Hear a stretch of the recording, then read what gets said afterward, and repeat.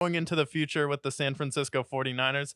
Got a lot of free agents, and then you're paying a lot of guys, and you're pretty close up against the salary cap here when you're not even paying Brock Purdy yet. And after that game, did that kind of give you the feel where Kyle Shanahan may look elsewhere for another quarterback, just with kind of how the game went and ended? I think that you should explore all your options, but I think that when you have Brock Purdy making $500,000, I think it's going to be hard for them to move off of him, especially because McCaffrey's the highest paid, Kittle's one of the highest paid, Debo, all these guys that they're paying. I don't know how they can even afford to get another guy at that point. Yeah, you can't really. And then cap space wise, they are ranked 21st overall, and they have 273,000 of available cap space here. And then you just sign Javon Hargrave to a massive deal there, and then you have Brandon Allen.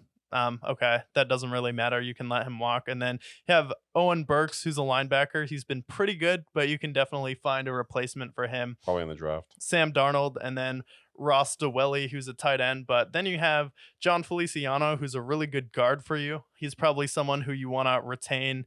And then you have Kevin Gibbons. And then once you get into the secondary, you have Deshaun Gibson, who's Hmm. going to be a pretty big piece going forward.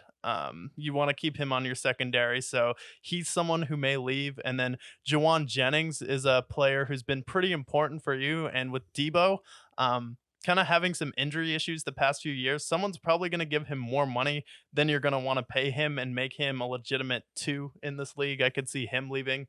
Absolutely. And then Ray McLeod, you can let him walk. He pretty much lost the Super Bowl by not falling on that ball for you. But then you have Matt Pryor, offensive lineman, and then Chase Young, who's probably also going to leave for you. So it's not like Nick Bosa and Fred Warner, Trey Greenlaw, and Diamador Lenore are all going to leave. But these are some pretty big pieces. Could definitely replace them in the draft.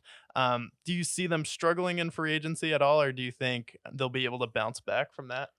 I think that the big thing for me is losing some of their offensive linemen because I think what makes the 49ers so great has been their running game and giving time for Brock Purdy to make these throws. But if they lose some players and like offensive linemen, it's going to be hard. And then I think their defense will take a step back because Chase Young really came in there. And although he wasn't magnificent like what you would want him to be, I think he still elevated the game of Nick Bosa and some of these other guys that were there and he added their pressure a little bit there as well. So I think that they'll take a step back defensively, and then I think their offensive line will take a step back, which could hurt their offense in the long run.